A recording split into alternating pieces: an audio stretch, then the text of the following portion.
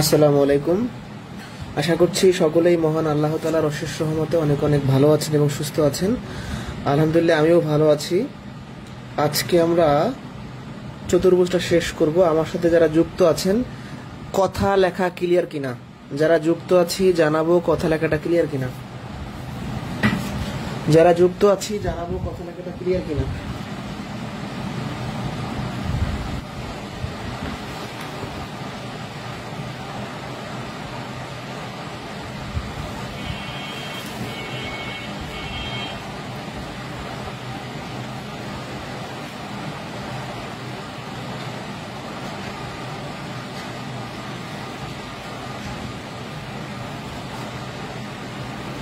কথা লেখাটা ক্লিয়ার কিনা।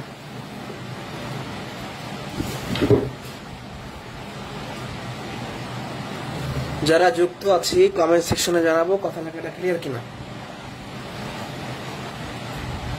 তাহলে আমি শুরু করে দিলাম। হ্যাঁ,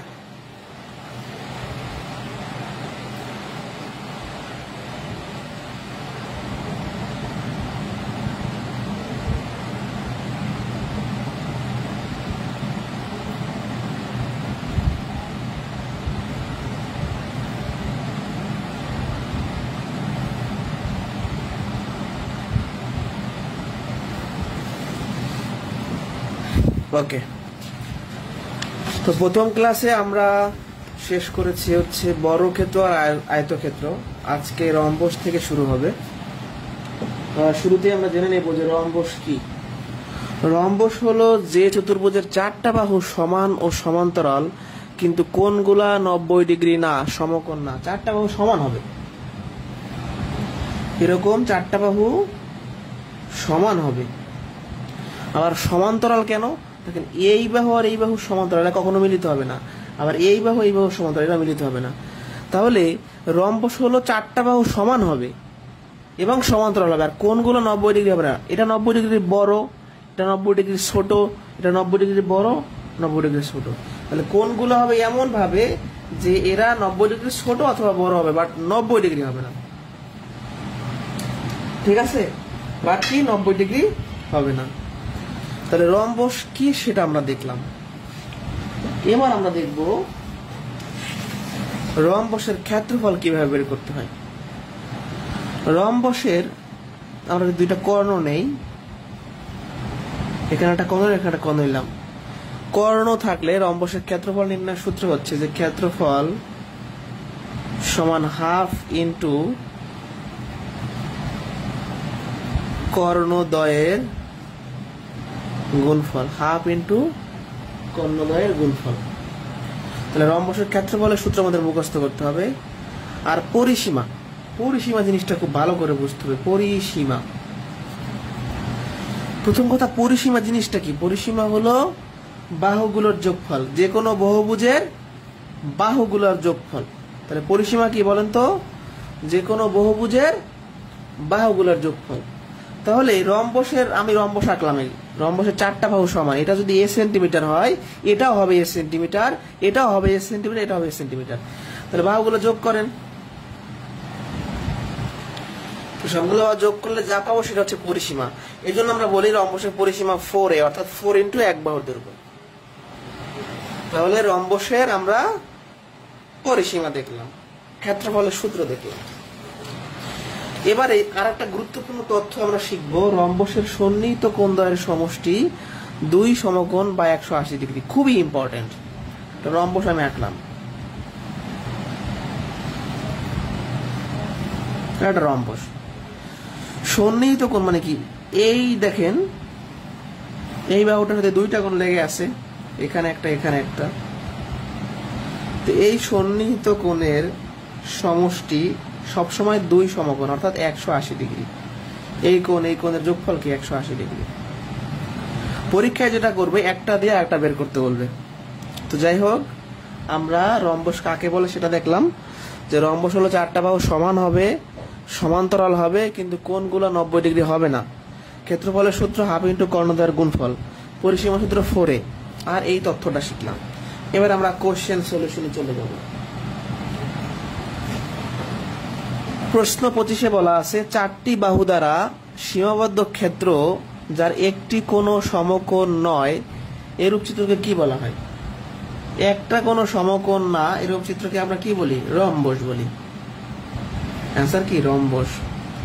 26 নাম্বার, ভেরি ভেরি ইম্পর্টেন্ট, সেটা দাগায় রাখেন। 26 ভেরি ভেরি ইম্পর্টেন্ট। রম্বসের কর্ণদ্বয় পরস্পরকে কি করে? একটা রম্বস আঁকেন।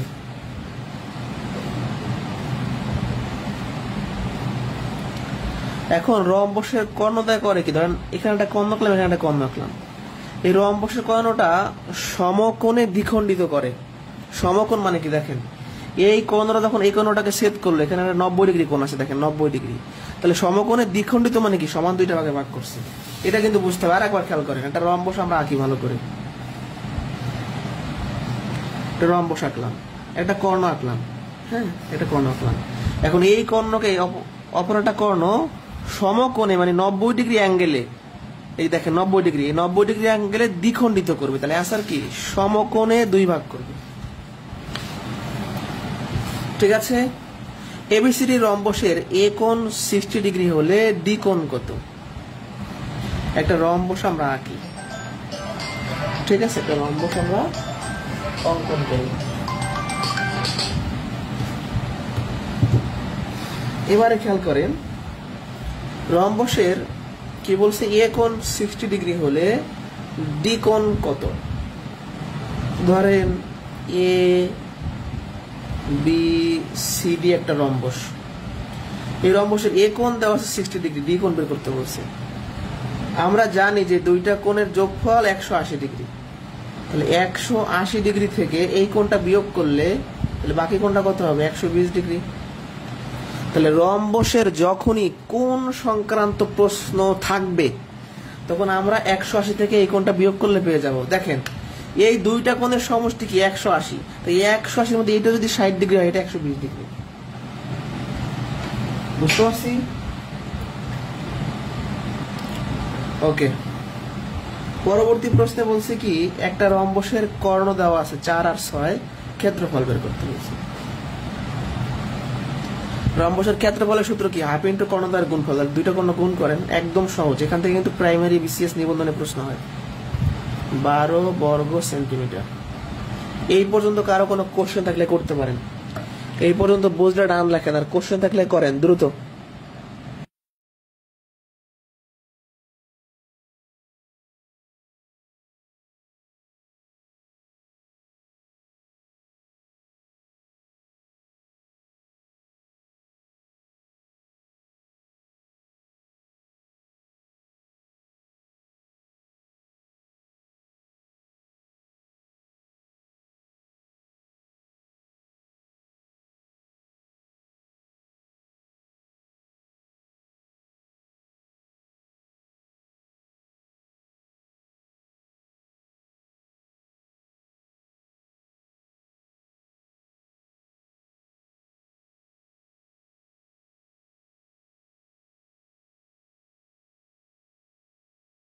কিনা বলতে হবে, বুঝছি কিনা?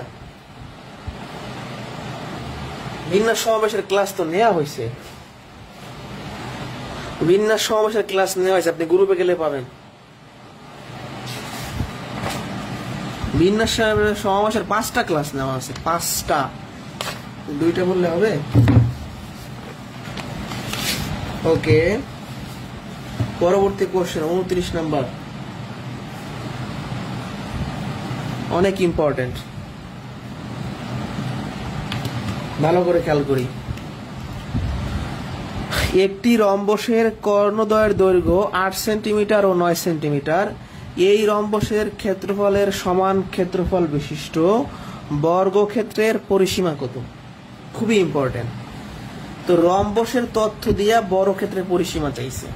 তো একদম আমি শেষ থেকে যদি ম্যাথটা শুরু করি, চাইছে কি প্রশ্নে? বর্গক্ষেত্রের পরিসীমা, এটা চাইছে প্রশ্নে। তাহলে বর্গক্ষেত্রের পরিসীমা হচ্ছে 4a, মানে 4 × 1 বাহুর দৈর্ঘ্য। তাহলে বর্গক্ষেত্রের পরিসীমার জন্য বর্গক্ষেত্রের বাহু লাগবে, সেটা প্রশ্নে নাই। তো প্রশ্নে আছে রম্বসের কর্ণ দেওয়া আছে। রম্বসের ক্ষেত্রফল যদি বের করি, বর্গক্ষেত্রের ক্ষেত্রফল পাবো, কারণ রম্বসের ক্ষেত্রফল আর বর্গক্ষেত্রের ক্ষেত্রফল সমান।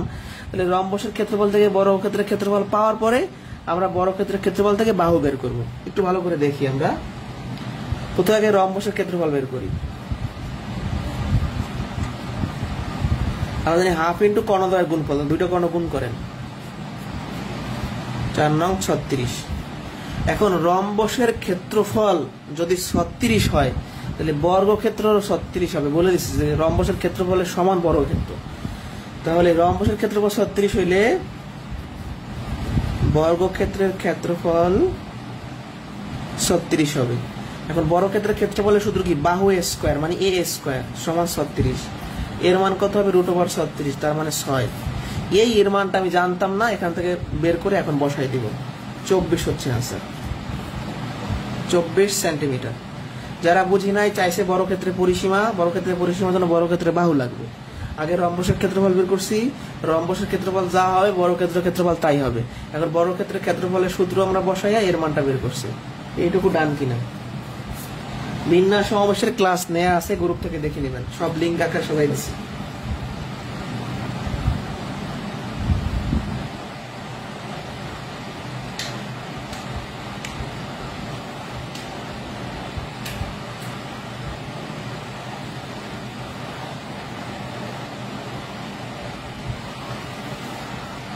বুঝছে কিনা?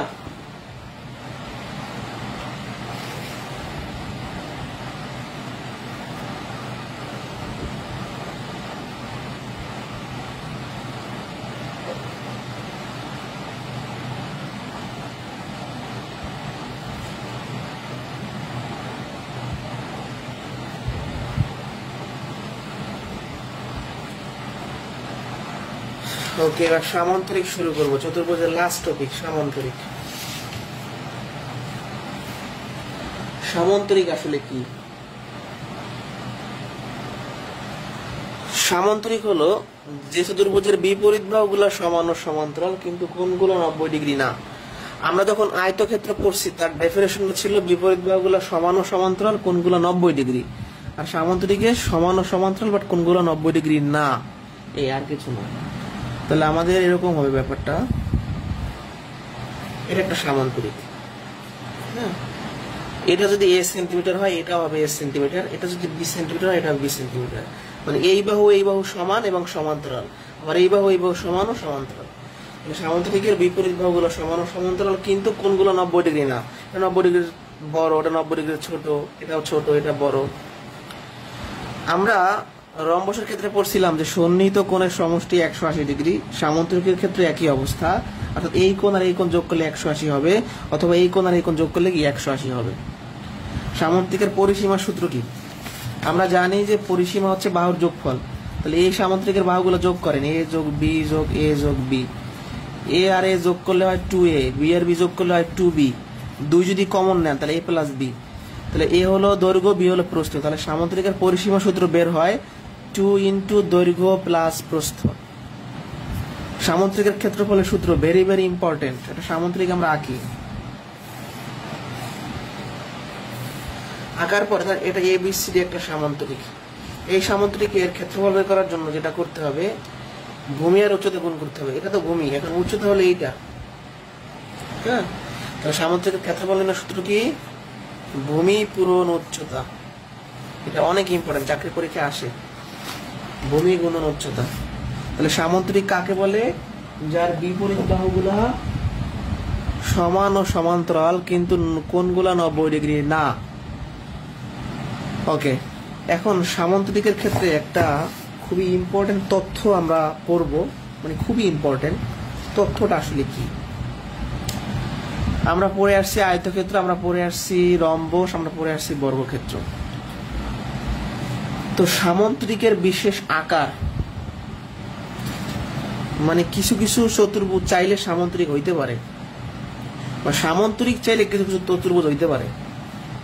যেমন একটু সহজ ভাষায় বুঝাই দিই। ধরেন আমি একটা সামান্তরিক আঁকলাম, এখন এই সামান্তরিকের এই বাহুটা বাড়াই দিলাম, এই বাহুটা বাড়াই দিলাম, যোগ করে দিলাম। যখন এই কাজটা করে ফেললাম তখন সামান্তরিকটা হয়ে গেল কি? আয়তক্ষেত্র। তাহলে একটা সামান্তরিক চাইলে আয়তক্ষেত্র হইতে পারে। আবার আরেকটা সামান্তরিক আঁকলাম, এবারে করলাম কি? এখান দিয়ে দাগ টানলাম, এখান দিয়ে দাগ টানলাম, তখন এটা হয়ে গেল একটা বর্গক্ষেত্র। একটা সামুদ্রিক থেকে আয়তক্ষেত্র বানাইলাম, বর্গক্ষেত্র বানাইলাম। এবার একটা সামুদ্রিক আঁকলাম। হ্যাঁ, এই সামুদ্রিকটাকে আমি রম্বস করে ফেলতে পারবো। কিভাবে করতে পারবো? এই যে বাহুটা একটু কমাইয়া এরকম করে আমরা রম্বস বানাই ফেলতে পারবো। একটা সামুদ্রিক চাইলে আয়তক্ষেত্র হইতে পারে, একটা সামুদ্রিক চাইলে বর্গক্ষেত্র হইতে পারে, একটা সামুদ্রিক চাইলে রম্বস হইতে পারে, বাট একটা সামুদ্রিক ট্রাপিজিয়াম হইতে পারে না। তাহলে সামুদ্রিক কি কি হয়? আয়তক্ষেত্র হইতে পারে, রম্বস হইতে পারে, এই যে রম্বস হইতে পারে, বর্গক্ষেত্র হইতে পারে। আবারও বলছি, আমরা চতুর্ভুজ পড়তেছি যে চতুর্ভুজ হলো আয়তক্ষেত্র, বর্গক্ষেত্র, রম্বস, সামুদ্রিক, ট্রাপিজিয়াম, এগুলো হলো চতুর্ভুজ। কিন্তু কিছু কিছু চতুর্ভুজ আছে যেগুলা সামুদ্রিক চাইলে সেগুলো হইতে পারে। একটা সামুদ্রিককে আয়তক্ষেত্র বানানো যায়, একটা সামুদ্রিককে বর্গক্ষেত্র বানানো যায়, একটা সামুদ্রিককে রম্বস বানানো যায়। কারণ পরীক্ষায় যদি প্রশ্ন আসে নিচের কোনটি সামুদ্রিক নয়, তখন অ্যান্সার হবে কি? ট্রাপিজিয়াম। ট্রাপিজিয়াম সামুদ্রিক আমরা বানাই না, হয় না। সামুদ্রিকের কর্ণদ্বয় পরস্পর সমান হলে সামুদ্রিকটা কি হবে? এটা প্রাথমিক সহকারী শিক্ষক নিয়োগ পরীক্ষাতে এসেছিল। এটা সামুদ্রিক। নর্মালি সামুদ্রিকের কর্ণ যদি আমরা আগে সমান হবে না, মানে কর্ণ যদি সমান করতে চাই তখন আমাকে যেটা করতে হবে, একটা কর্ণ সমান করার জন্য আমাদের এরকম করে ফেলতে হবে। এরকম যখন আমরা করব তখন এটা আয়তক্ষেত্র হয়ে যাবে।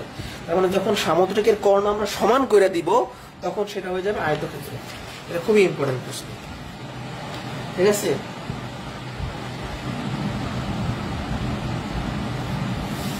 কোন সামুদ্রিকের একটি কোণ সমকোণ হলে উহা কি? ধরেন একটা সামুদ্রিক আঁকলাম, এখন এই সামুদ্রিকের কোণগুলো তো সমকোণ না।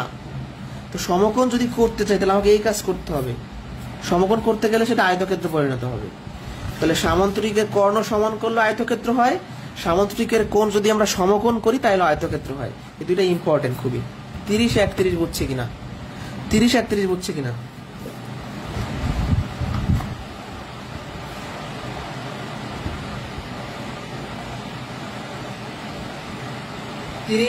বুঝছে কিনা?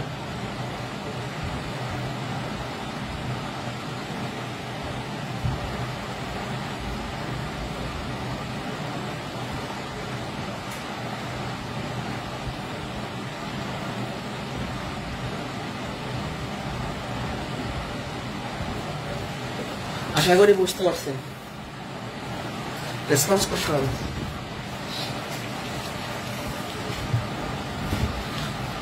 এবার বলছে কি, কোন সামুদ্রিকের দুটি সন্নিহিত কোণের একটা 115 ডিগ্রি হলে অপরটি কত?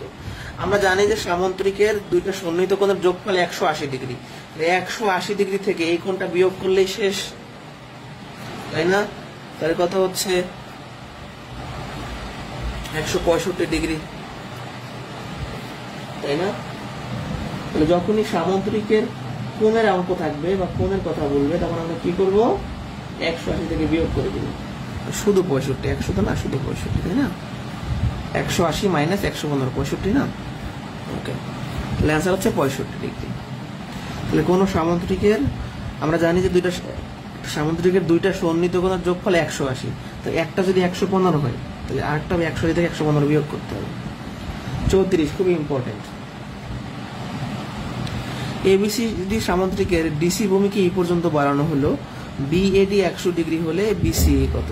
এটা সামুদ্রিক আমরা আগে আঁকলাম। এ বি সিডি সামুদ্রিক। এখন এই ডিসি ভূমিকে এই পর্যন্ত বাড়াইছি, চাইছে কি বিসিএ, এই কোণটা চাইছে। প্রশ্নে দেওয়া আছে বিএডি মানে এই কোণ। মনে রাখবেন সামুদ্রিকের বিপরীত কোণগুলা সমান হয়। এটা 100 ডিগ্রি হলে এই কোণটা 100 ডিগ্রি হবে।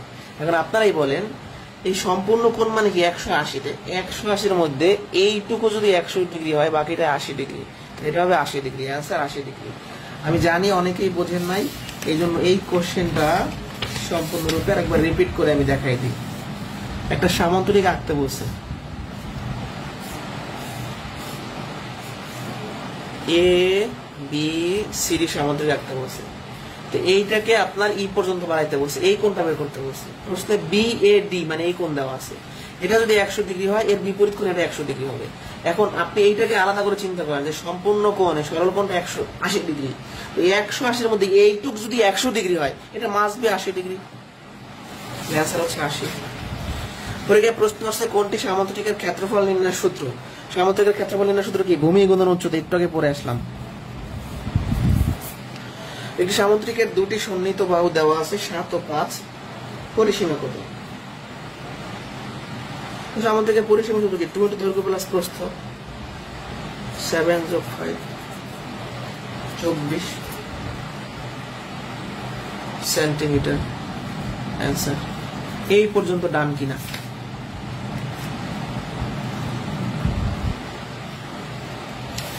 এই পর্যন্ত ডান কিনা?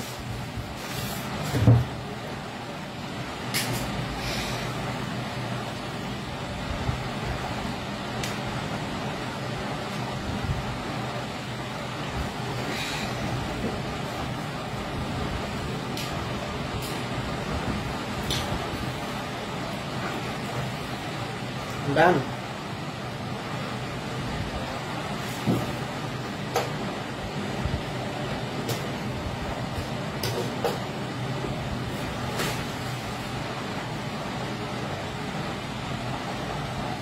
ওকে, নেক্সট কোশ্চেনে যাব আমি।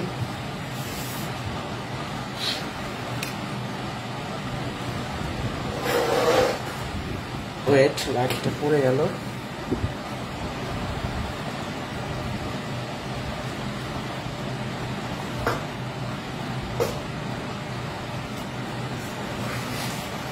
সাঁইত্রিশ নাম্বার, এটা খাদ্য অধিদপ্তর একটা পরীক্ষাতে আসা প্রশ্ন। কোন সামান্তরিকের সন্নিহিত বাহুর দৈর্ঘ্য যথাক্রমে 10 সেন্টিমিটার ও 8 সেন্টিমিটার এবং এদের অন্তর্ভুক্ত কোণ 30 ডিগ্রি হলে সামান্তরিকটির ক্ষেত্রফল নিচের কোনটি হবে? তাহলে আমরা তো জানি সামান্তরিকের সন্নিহিত বাহু দেওয়া আছে 10 আর 8, এদের অন্তর্ভুক্ত কোণ দেওয়া আছে, সামান্তরিকটির ক্ষেত্রফল আসলে কত? এখন সামান্তরিকের ক্ষেত্রফল আমরা পড়ছি ভূমি গুণন উচ্চতা, এটা আমরা পড়ে আসলাম। কিন্তু এখানে বলছি কি দুইটা বাহু দেওয়া আছে 10 আর 8 এবং এদের অন্তর্ভুক্ত কোণ দেওয়া আছে। যখনই একটা সামান্তরিকের দুটো সন্নিহিত বাহু দেওয়া থাকবে এবং এদের অন্তর্ভুক্ত কোণ দেওয়া থাকবে, সন্নিহিত বাহু কি করছে? আমার সামান্তরিক একটা আঁকি। ধরেন এই বাহুটা দেওয়া আছে 10, এটা হচ্ছে 8, সন্নিহিত মানে একসাথে লেগে আছে, যে এই দুইটা বাহু লেগে আছে, এটা সন্নিহিত বাহু এবং এদের অন্তর্ভুক্ত কোণ দেওয়া আছে 30 ডিগ্রি। এটা অবশ্য 30 না, এইটা 8 ধরেন, তাহলে এইটুকু 30 মনে করেন। এই দুইটা বাহু দেওয়া আছে আর এটা 30 ডিগ্রি। এরকম দুইটা বাহু আর কোণ দেওয়া থাকলে তখন সামান্তরিকের ক্ষেত্রফলের সূত্র হয় এবি সাইন থেটা। এটা মুখস্থ রাখতে হবে, এবি সাইন থেটা। এবি কি মানে দুইটা সন্নিহিত বাহু আর সাইন আর অন্তর্ভুক্ত কোণ হবে। এ হলো প্রথম বাহু, বি হলো দ্বিতীয় বাহু আর সাইন থেটার মান কত? 30 ডিগ্রি। 10 গুণন 8, সাইন 30 ডিগ্রি মান হচ্ছে হাফ। এটা আমরা ত্রিকোণমিতি চ্যাপ্টারে পড়াবো। সাইন 30 ডিগ্রি মান হচ্ছে হাফ, তাহলে 8 10 80 ভাগ 2 40, অ্যান্সার হচ্ছে 40। তাহলে যখন এরকম দুইটা সন্নিহিত বাহু দেওয়া থাকবে এবং এদের অন্তর্ভুক্ত কোণ দেওয়া থাকবে তখন ক্ষেত্রফলের সূত্র হবে কি? AB sine theta. খুব ইম্পর্টেন্ট এটা। এবার আমরা চলে যাব ট্রাপিজিয়ামে। ট্রাপিজিয়াম জিনিসটা কি? ট্রাপিজিয়াম হলো যে চতুর্ভুজের দুইটা বাহু সমান্তরাল কিন্তু অসমান এবং অন্য বাহুদ্বয় অসমান্তরাল। আমরা যতগুলা চতুর্ভুজ পড়ছি, আয়তক্ষেত্র, বর্গক্ষেত্র, রম্বস, সামান্তরিক, এই 4টা চতুর্ভুজের সবার বাহুগুলাই সমান্তরাল। একমাত্র ট্রাপিজিয়ামের দুইটা সমান্তরাল আর দুইটা অসমান্তরাল। তাহলে অসমান্তরাল বাহু শুধু ট্রাপিজিয়ামেরই হয়। পরীক্ষায় কিন্তু প্রশ্ন আসতে পারে যে কোন চতুর্ভুজের বাহুগুলো অসমান্তরাল, এটা কিন্তু পরীক্ষায় প্রশ্ন আসে, সেটা হলো ট্রাপিজিয়াম। ট্রাপিজিয়ামের দুইটা বাহু সমান্তরাল, ধরুন এই বাহু আর এই বাহু, এরা সমান্তরাল কিন্তু অসমান, মানে ছোট বড়। আর এই দুইটা বাহু অসমান্তরাল। অসমান্তরাল কেন বলছি সেটা একটু বুঝিয়ে বলি। এই দুইটা বাহু সমান্তরাল, হ্যাঁ, এবং অসমান। সমান্তরাল এবং অসমান মানে সমান না, এরা কখনো মিলিত হবে না। আর এই দুইটা বাহু অসমান্তরাল কেন? এরা কোনো না কোনো সময় যে মিলিত হবে। দেখেন তো, যেসব বাহু মিলিত হয়, যেসব রেখা মিলিত হয় তাদেরকে কি বলি আমরা? তাদেরকে বলি অসমান্তরাল। তার মানে এই দুইটা বাহু হচ্ছে অসমান্তরাল আর এই দুইটা বাহু হচ্ছে সমান্তরাল। এইটাকে বলা হয় ভূমি, আর এইগুলাকে বলা হয় তির্যক বাহু। এই তির্যক বাহুগুলো যদি পরস্পর সমান হয় তখন আমরা বলি সমদ্বিবাহু ট্রাপিজিয়াম। আরেকটা কথা বলছে, সমান্তরাল ট্রাপিজিয়ামের সমান্তরাল বাহু সমান করলে আয়তক্ষেত্র অথবা বর্গক্ষেত্র পরিণত করতে পারি। একটু বুঝাই বলি, ধরেন আমি একটা ট্রাপিজিয়াম আঁকলাম, একটা ট্রাপিজিয়াম আঁকলাম, এই দুইটা বাহু সমান্তরাল। এখন এই দুইটা বাহু যদি সমান করি, মানে এটা একটু বড়, এটাকে যদি বড় বানাই দেই তখন এটা আয়তক্ষেত্র বা বর্গক্ষেত্র বানানো যাবে, এটা আয়তক্ষেত্র হয়ে গেল। তাহলে ট্রাপিজিয়ামের সমান্তরাল বাহুগুলো যদি টেনে আমরা সমান করি তাহলে সেটা তখন আয়তক্ষেত্র অথবা বর্গক্ষেত্রে পরিণত হয়। ট্রাপিজিয়ামের ক্ষেত্রফল বের করার সূত্রটা খুবই ইম্পর্টেন্ট, এটা মুখস্থ রাখতে হবে। ট্রাপিজিয়ামের ক্ষেত্রফল বের করার সূত্র হচ্ছে হাফ ইন্টু সমান্তরাল বাহুদ্বয়ের সমষ্টি ইন্টু এদের লম্ব দূরত্ব। মানে হাফ ইন্টু সমান্তরাল বাহুদ্বয়ের সমষ্টি মানে কি, এই দুইটা বাহু যোগ করব, আর এদের লম্ব দূরত্ব জিনিসটা কোনটা এটা একটু বুঝতে হবে। আমি একটা ট্রাপিজিয়াম আবার আঁকি, এটা ট্রাপিজিয়াম আঁকলাম। এখন লম্ব দূরত্ব মানে কি, এই দুইটা বাহুর ডিস্টেন্স, এই যেটা হলো লম্ব দূরত্ব, এটাকে লম্ব দূরত্ব বলা হয়, অথবা সমান্তরাল বাহুদ্বয়ের মধ্যবর্তী দূরত্ব বলা হয়, অথবা আপনার শুধু দূরত্ব বলা হয়। মানে পরীক্ষার প্রশ্নে দূরত্ব বলতে পারে, সমান্তরাল বাহুদ্বয়ের মধ্যবর্তী দূরত্ব বলতে পারে, অথবা আপনার নরমাল দূরত্ব বলতে পারে। তাহলে এই ট্রাপিজিয়ামের যে ক্ষেত্রফলের সূত্রটা মুখস্থ রাখতে হবে, ঠিক আছে? এইটুকু বুঝছে কিনা?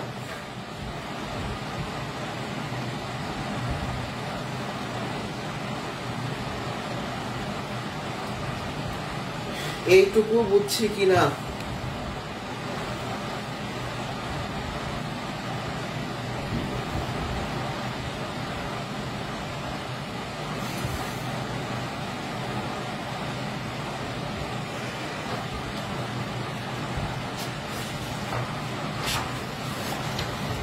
নেক্সট কোয়েশ্চেন, একটি ট্রাপিজিয়ামের উচ্চতা 8 সেন্টিমিটার, সমান্তরাল বাহুদ্বয়ের দৈর্ঘ্য দেয়া আছে, ক্ষেত্রফল কত? তো ক্ষেত্রফলের সূত্র কি ছিল? হাফ ইন্টু সমান্তরাল বাহুদ্বয়ের যোগফল। তো সমান্তরাল বাহুর 9 আর 7 যোগ করেন, 9 যোগ 7 গুণন দূরত্ব। এই দূরত্ব মানে হলো উচ্চতা। দেখেন এইটাকে উচ্চতা বলা হয়, দূরত্ব বলা হয়। দেখেন এটা দূরত্ব অথবা উচ্চতা। তাহলে আমরা জাস্ট বসাই দিব 8।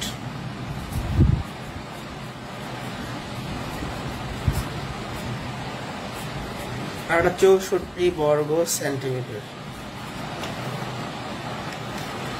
তাহলে এই দেখেন ক্ষেত্রফল সমান হাফ ইন্টু সমান্তরাল বাহুদ্বয়ের যোগফল গুণন দূরত্ব। 39 নম্বরে বলছে কি, একটি ট্রাপিজিয়ামের ক্ষেত্রফল 20 বর্গ সেন্টিমিটার। এর ক্ষেত্রফল দিয়ে দিচ্ছে, সমান্তরাল বাহুদ্বয়ের দৈর্ঘ্য দেওয়া আছে 3 সেন্টিমিটার ও 7 সেন্টিমিটার, সমান্তরাল বাহুদ্বয়ের মধ্যবর্তী দূরত্ব চাইছে। আমি ক্ষেত্রফলের সূত্রটাকে ভালো করে লিখি।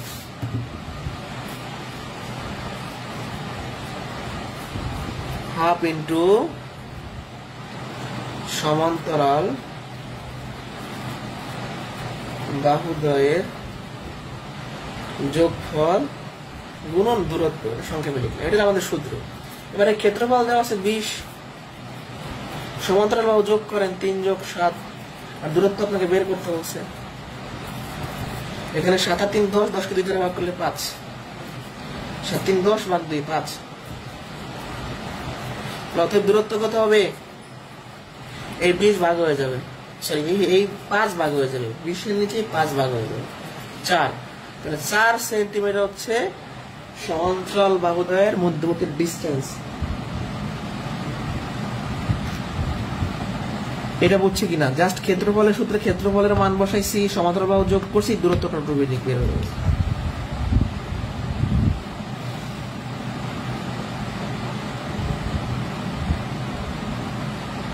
বুঝছে কিনা?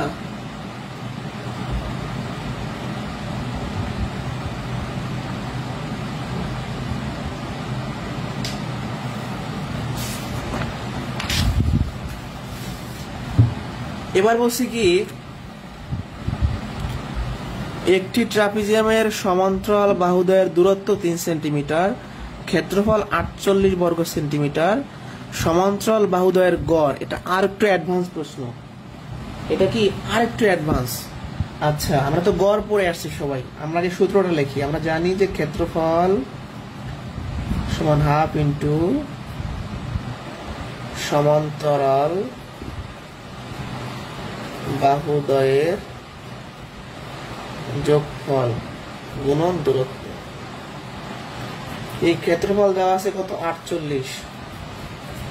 আমাদের লাগবে সমান্তরাল বাহুদ্বয়ের গড়। তো দুইটা বাহুর গড় বের করার জন্য দুইটা বাহুর যোগফল লাগবে, মানে এই জিনিসটা আমরা বের করব, তারপর 2 দ্বারা ভাগ করব। দুইটা বাহুর যদি আমরা গড় বের করতে চাই তাহলে দুইটা বাহুর আগে যোগফল লাগবে, তাহলে এটাকে সংক্ষেপে আমি যোগফল লিখলাম। আর এই দূরত্ব দেওয়া আছে কত? 3, এই যে প্রশ্নে দেওয়া আছে। আর এক পাশে আসবে যোগফল গুণন 3, এক পাশে আসবে 48 গুণন 2, আর গুণ করছি। অতএব যোগফলটা কত হবে? এই 3 ভাগ হয়ে যাবে। 3 ষোলো 48, 16 দুগুণে 32। তাহলে এটা কিন্তু অ্যান্সার না, এটা যোগফল, অর্থাৎ সমান্তরাল বাহু দুটো যোগ করলে 32 হবে। অর্থাৎ গড় কত? 32 ভাগ 2, 16। গড় হচ্ছে 16। খুবই ইম্পর্টেন্ট। সমান্তরাল যে দুইটা বাহু তাদের গড় চাইছে, তো সমান্তরাল দুইটা বাহুর গড়ের জন্য সমান্তরাল বাহুদ্বয়ের যোগফল লাগবে, যেটা আমরা বের করছি, তারপর 2 দ্বারা ভাগ করে দিচ্ছি নরমালি গড়ের সূত্র। এই হলো আমাদের চতুর্ভুজ শেষ। এখন আরেকটা পার্ট আছে এই চ্যাপ্টারের, বহুভুজ যেটাকে বলে, সেটা পড়াইলেই হবে। এই পর্যন্ত বুঝছি কিনা একটু কমেন্টে জানান।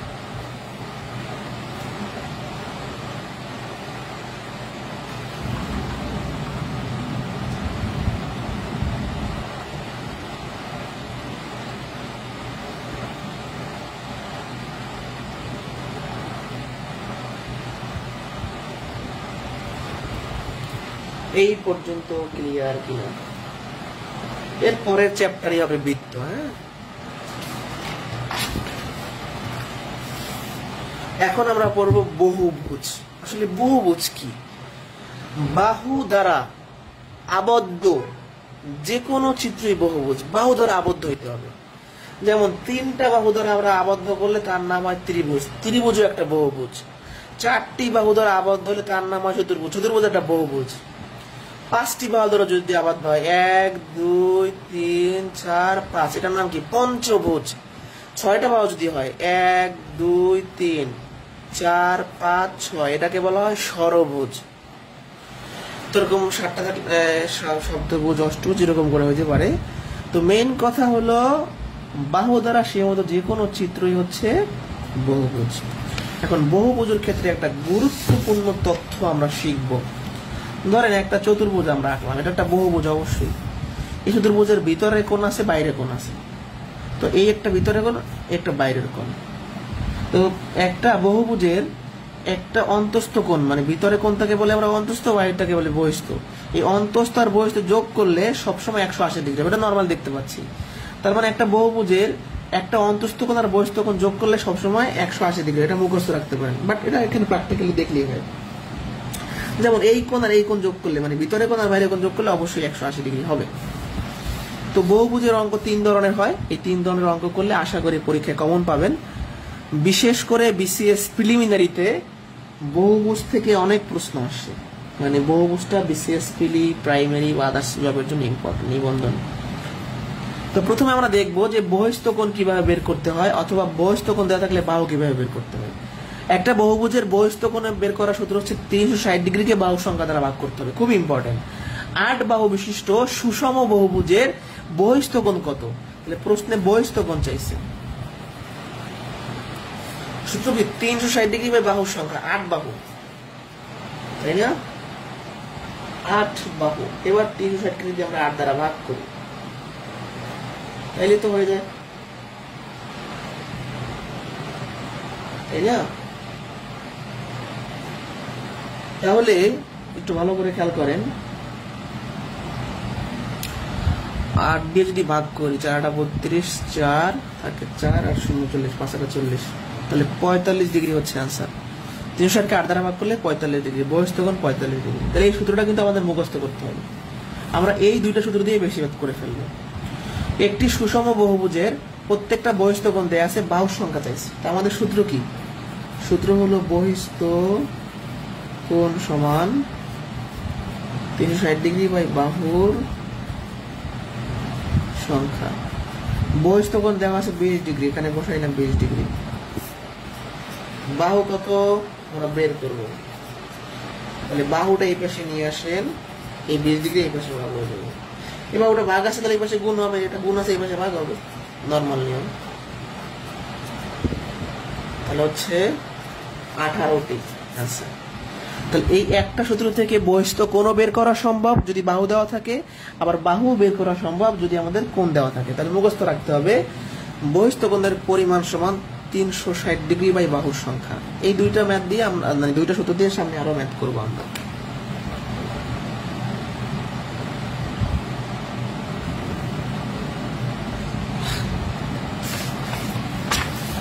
এবার অন্তঃকোণ। অন্তঃকোণ মানে ভিতরের কোণ। তো আমরা বহিস্থ কোণের সূত্র শিখছি, অন্তঃকোণের কোনো সূত্র শিখি নাই। অন্তঃকোণের কোনো সূত্র আমাদের লাগবেও না, এখান থেকে বিসিএসে কিন্তু বেশি প্রশ্ন হয়। অন্তঃকোণ কেন লাগবে না দেখেন, যেহেতু অন্তঃকোণ আর বহিস্থ কোণের একটা রিলেশন আছে, আমরা বহিস্থ কোণ দিয়ে কাজ চালাতে পারবো। একটু করে দেখি, একটি সুষম পঞ্চভুজের অন্তঃকোণের পরিমাণ কত। প্রশ্নে যখন অন্তঃকোণ বের করতে বলবে, এর তো সূত্র নাই, প্রশ্নে অন্তঃকোণ বের করতে বললে আমরা বহিস্থ কোণ বের করবো। আমরা কি করবো বলেন তো, বহিস্থ কোণ বের করবো। বহিস্থ কোণের সূত্র কি, 360 ডিগ্রি বাই বাহুর সংখ্যা, পঞ্চভুজের 5 বাহু, তাই না? তাহলে আমরা 5 দিয়ে ভাগ করলে 535, 572 হয় না, 72 ডিগ্রি। তাহলে বহিস্থ কোণ হচ্ছে 72 ডিগ্রি। আমাদের তো অন্তঃকোণ চাইছে, আমরা জানি কি, আমরা জানি যে লিখলাম, আমরা জানি যে অন্তস্থ কোণ আর বহিস্থ কোণ যোগ করলে 180 ডিগ্রি হয়। এই অন্তস্থ কোণটা দেওয়া আছে প্রশ্নে, মানে সরি অন্তস্থ কোণটা আমাদের চাইছে আর বহিস্থ কোণটা বের করছি আমরা। অন্তস্থ কোণটা আমাদের চাইছে আর বহিস্থ কোণটা বের করছি 72 ডিগ্রি। অতএব অন্তঃকোণটা কত হবে, 180 মাইনাস 72, তার মানে 108 ডিগ্রি। এত কিছু করা লাগে না, খুব সহজ বুদ্ধি। যে ভাই বহিস্থ কোণ বের করছে, এখন আমরা দুইটা কোণ যোগ করলে 180 হয়, তাহলে 180 থেকে যদি বহিস্থ কোণটা মানে বাইরের কোণটা বিয়োগ করি, ভিতরের কোণটা পেয়ে যাব। এটা সবাই বুঝি আমরা। তাহলে প্রশ্নে যখন এরকম অন্তঃকোণ বা অন্তস্থ কোণ বের করতে বলবে, আমরা বহিস্থ কোণ বের করে সেটা 180 থেকে বিয়োগ করে দিব। আমরা বহিস্থ কোণ বের করে 180 থেকে বিয়োগ করে দিব, মনে থাকে যেন। আর একবার খেয়াল করেন, অন্তঃকোণ চাইছে, তাহলে আগে বহিস্থ কোণ বের করছি, বের করে এই সূত্রে বসাই দিছি।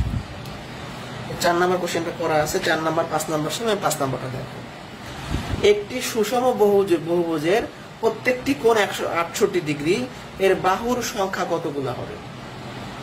তো এই বহুভুজের যে প্রত্যেকটা কোণ 168 ডিগ্রি, প্রত্যেকটা কোণ কি অন্তস্থ না বহিস্থ? দেখেন নরমালি কোণ বলতে ভিতরের কোণ মানে অন্তস্থ কোণকে বোঝায়। তাহলে এখানে শুধু কোণ বলা আছে মানে এটা অন্তস্থ কোণ দেয়া আছে, চাইছে বাহুর সংখ্যা। তো অন্তস্থ কোণের সাথে বাহুর কোনো সম্পর্ক নাই, বহিস্থ কোণের সাথে আছে। তো এবার দেখেন অন্তস্থ কোণ দেওয়া আছে, এটা কিন্তু অন্তস্থ কোণ, নরমাল কোণ বলতে অন্তস্থ কোণ। অন্তস্থ কোণ দেয়া থাকলে আমরা বহিস্থ কোণ বের করবো, তারপর এই সূত্রের মাধ্যমে বাহু বের করবো। তাহলে অন্তস্থ কোণ দেওয়া আছে 168 ডিগ্রি, মানে বহিস্থ কোণ আমরা বের করবো সমান 180 ডিগ্রি। তাহলে বহিস্থ কোণ কত হবে, 180 ডিগ্রি, এই 168 বিয়োগ হয়ে যাবে, তাই না? তাহলে 12 ডিগ্রি হয় না, 12 ডিগ্রি হচ্ছে বহিস্থ কোণ। তাহলে প্রশ্নে অন্তঃকোণ দেওয়া ছিল, আমি বহিস্থ কোণ বের করছি। এবার আমাদের সূত্র কি ছিল, আমাদের সূত্র ছিল যে বহিস্থ কোণ সমান 360 ডিগ্রি বাই বাহু। এই বহিস্থ কোণ বের হয়েছে 12 ডিগ্রি, বাহুটা বের হয়ে যাবে, বাহু কত হবে 360, এই 12 ভাগ হয়ে যাবে, ঠিক আছে? এই 12 কি ভাগ হয়ে যাবে। তাহলে এখন কত হচ্ছে,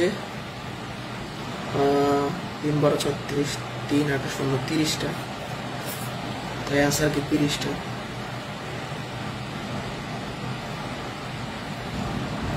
অ্যান্সার কি 30টি। তাহলে এই দুইটা কিন্তু ইম্পর্টেন্ট, মানে অন্তঃকোণ যখন বের করতে বলবে আমাদের বহিস্থ কোণের সহায়তা লাগবে। প্রশ্নে অন্তঃকোণ চাইছে, আগে বহিস্থ কোণ বের করে 180 থেকে বিয়োগ করে দিয়েছি। প্রশ্নে বাহু চাইছে, অন্তঃকোণ দেওয়া ছিল, অন্তঃকোণ থেকে আগে বহিস্থ কোণে আসছে, তারপরে এই সূত্রে আমরা বসাই দিছি, কারণ আমরা অন্তঃকোণের আলাদা কোনো সূত্র শিখি নাই। এবার বলেন কোনটা বোঝেন নাই, ফার্স্ট অংশ বোঝেন নাই। আচ্ছা, প্রথম কথা, এই যে প্রশ্নের নরমাল একটা কোণ দেওয়া আছে, এই কোণটার নামটা কি? শুধু কোণ বলতে অন্তঃকোণকে বোঝাবে। তাহলে এটা অন্তস্থ কোণ, আপনি শিওর। চাইছে কি বাহু, তাহলে বাহুর যে সূত্র তার সাথে কি অন্তঃকোণ না বহিস্থ কোণ? বহিস্থ কোণ। তাহলে বাহুর সূত্রের সাথে বহিস্থ কোণ আছে, তাহলে আমি আগে বহিস্থ কোণ বের করবো। তো আমাদের সূত্র কি? অন্তস্থ কোণ যোগ বহিস্থ কোণ সমান 180 ডিগ্রি। এবার অন্তস্থ কোণের মানটা বসাই দিছি, বহিস্থ কোণ বের হয়েছে। সোজা কথা, দুইটা কোণ যোগ করলে যেহেতু 180 হয়, তাহলে 180 থেকে অন্তঃকোণটা বিয়োগ করলে বহিস্থ কোণ পাবো, তারপর এই সূত্রে বসাই দিব। এবার বলেন বুঝছেন কিনা? এবার বলেন বুঝছেন কিনা?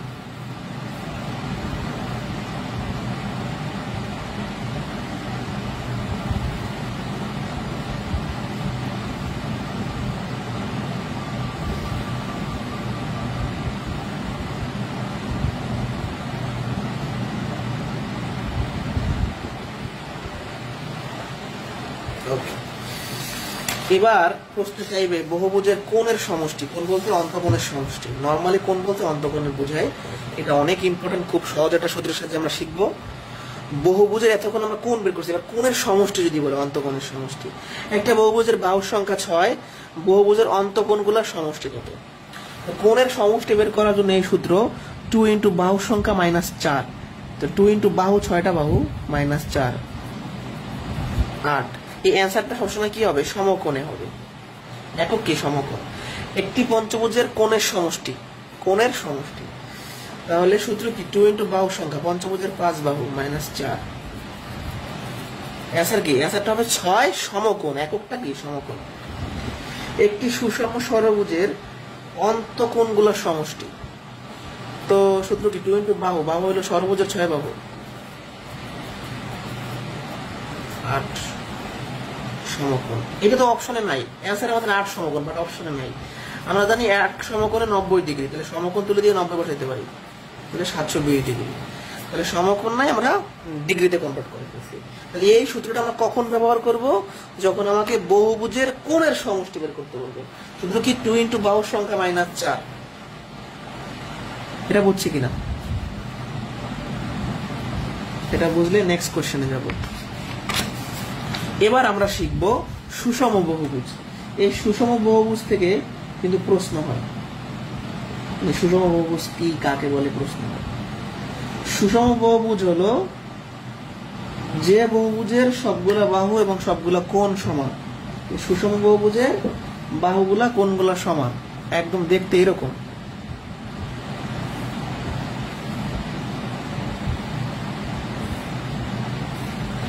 এই বাহু, এই বাহু, এই বাহু, এই বাহু, এই বাহু, এই 6টা বাহু সমান। এই কোণ, এই কোণ, এই কোণ, এই কোণ, এই কোণ, এই কোণ সমান। তাহলে সুষম বহুভুজের প্রত্যেকটা বাহু, প্রত্যেকটা কোণ সমান হবে। এইটা লাগে না, যারা ব্যাংকের পরীক্ষা দিবেন লাগতে পারে। আর বিসিএস যদি একদম কঠিন প্রশ্ন করে দিতে পারে, কারণ 9-10 হায়ার ম্যাথে এই বিষয়গুলো আছে, তো দিতে পারে। মানে এই সূত্রটা যারা একদম শুধু বিসিএস এর জন্য পড়তেছেন বা বিসিএস টার্গেট, তারা পড়তে পারেন। প্রাইমারি নিবন্ধনে আসার সম্ভাবনা কম, তারপর বলা যায় না নিবন্ধনে আসতে পারে। পড়ে রাখবেন। n সংখ্যক বাহু বিশিষ্ট সুষম বহুভুজের ক্ষেত্রফল নির্ণয়ের সূত্র হচ্ছে na²/4 cot 180 degree by n। n হলো বাহু। তো একটা প্রশ্ন আমরা দেখি, একটি সুষম ষড়ভুজের বাহুর দৈর্ঘ্য 6 একক হলে ক্ষেত্রফল কত? এটা বের করতে বলছি। তো শুরু করি। আমাদের সূত্র কি? na²/4 cot 180 degree minus n। n হলো কি? বাহু। বাহু দেওয়া আছে কত? ষড়ভুজের 6 বাহু, তাহলে 6। এ হলো বাহুর দৈর্ঘ্য। এটা কি? বাহুর দৈর্ঘ্য কত? 6। বাহুর দৈর্ঘ্য 6 বা cot n এর মানটা কত? 6টা বাহু, ষড়ভুজ। তাহলে n হলো বাহু, বাহুর সংখ্যা, আর এ হলো বাহুর দৈর্ঘ্য। 36/4 9 cot এখানে হচ্ছে 30 ডিগ্রি। ঠিক আছে? ও সরি, এখানে তো ভুল হইল না, এর উপরে স্কয়ার, দুঃখিত। na² না, তাহলে উপরে হচ্ছে 36/4। 180 কে 6 দ্বারা ভাগ করলে 30 ডিগ্রি হয় না? ওকে, এবার কাটাকাটি করলে 4 নং 36, 6 নং 54। এই cot 30 ডিগ্রির মান হলো √3। এটা আমরা তাহলে অ্যান্সার হবে √3 বর্গ একক। এই cot 30 ডিগ্রির মান √3, এটা আমরা ত্রিকোণমিতিতে শিখবো ইনশাআল্লাহ। তাহলে এই সূত্রটা আবারও বলতেছি, n a square by 4 cot 180 degree by n. এখানে এ হলো বাহুর দৈর্ঘ্য যেটা 6 দেওয়া ছিল, আর এন হলো বাহুর সংখ্যা। এবার নর্মালি আমরা বসাই দিছি। তাহলে সুষম সরবুজ কি, সুষম বহুভুজ কি, বাহুগুলো কোণগুলো সমান। এবার আছে সদৃশ কোণী বহুভুজ, মানে সদৃশ কোণী মানে ম্যাপিং করা কাইন্ড অফ। সমান সংখ্যক বাহু বিশিষ্ট দুইটা বহু, একটার কোণগুলা যদি ধারাবাহিকভাবে অপরটার কোণগুলা সমান হয়। যেমন একটা ত্রিভুজ আমি আঁকলাম, এটা ছোট, এটা আর একটু বড়, কিন্তু দেখতে একরকম না। এখন এই কোণ আর এই কোণ, এই দুইটা কোণ যদি আবার এই কোণ আর এই কোণের সমান হয়, মানে এই অনুরূপ কোণগুলো যদি এর অনুরূপ কোণগুলো সমান হয়, আবার একান্তর কোণগুলো যদি একান্তর কোণের সমান হয়, মানে হচ্ছে পর্যায়ক্রমে কোণগুলো সমান, এই কোণ এই কোণ সমান, এই কোণ এই কোণ সমান হবে। এই দুইটাকে আমরা বলবো সদৃশ কোণী বহুভুজ। চতুর্ভুজ চিন্তা করেন, ছোট চতুর্ভুজ, এটা একটা বড় ক্ষেত্র নিলাম। এখন এই কোণ এই কোণ আবার এই কোণ এই কোণ যদি সমান হয়, তখন আমরা কি বলবো, সুষম সদৃশ কোণী বহুভুজ। আবার এই কোণ এই কোণ এই কোণ এই কোণ যদি সমান হয়, তখন হচ্ছে সদৃশ কোণী বহুভুজ। এই সদৃশ কোণী ত্রিভুজ থেকে ভালোই প্রশ্ন হয়। সদৃশ কোণী ত্রিভুজ হলো ত্রিভুজের অনুরূপ কোণগুলো যদি অপর ত্রিভুজের অনুরূপ বাহুগুলা সমানুপাতিক, মানে ব্যাপারটা ঘটনাটা এরকম। ঠিক ধরেন আপনি একটা ত্রিভুজ আঁকলেন ছোট, একটা ত্রিভুজ আঁকলেন বড়, অনুরূপ কোণগুলা এই যে একটা বাহু মানে একই পেশে যে কোণগুলা, এই কোণ আর এই কোণ অনুরূপ কোণ। এখন এই দুইটা কোণ আবার এই দুইটা কোণ যদি সমান হয়, তখন এই ত্রিভুজ দুইটাকে বলবো সদৃশ কোণী ত্রিভুজ। আবার তাহলে তার মানে এটাও এটা সমান হইতে হবে, অর্থাৎ একটা ত্রিভুজের তিনটা কোণ অপরটা ত্রিভুজের তিনটা কোণের যদি সমান হয়, তখন আমরা কি বলি, সদৃশ কোণী। একটা ত্রিভুজের তিন কোণ অপর ত্রিভুজের তিন কোণের সমান হয়, তখন আমরা বলি সদৃশ কোণী। এটা খুবই কিন্তু অ্যান্সার। সর্বসম না, সর্বসম কিন্তু ভিন্ন জিনিস, ত্রিভুজে পড়াই এসেছি। সর্বসম হলো ম্যাপিং করা, কোণ সমান হলে সর্বসম হইতেও পারে না হইতে পারে, বাট তিনটা কোণ যদি অপর ত্রিভুজের তিনটা কোণের সমান হয়, তখন আমরা বলবো সদৃশ কোণী। দেখেন এই কোণ আর এই কোণ এই কোণ এই কোণ সমান হইলে সদৃশ কোণী। তার মানে হিসাব করে দেখা গেল তিনটা এর তিনটা কোণ এর তিনটা কোণের সমান হবে। তাহলে এই ছিল আজকের ক্লাস। এখন কারো কোনো কোশ্চেন থাকলে করবেন। আপনাদের পরবর্তী চ্যাপ্টার হচ্ছে বৃত্ত, পরবর্তী চ্যাপ্টার বৃত্ত। বুঝছে কিনা বলেন? পরবর্তী চ্যাপ্টার কি? বৃত্ত। বুঝলে আজকে এই পর্যন্তই।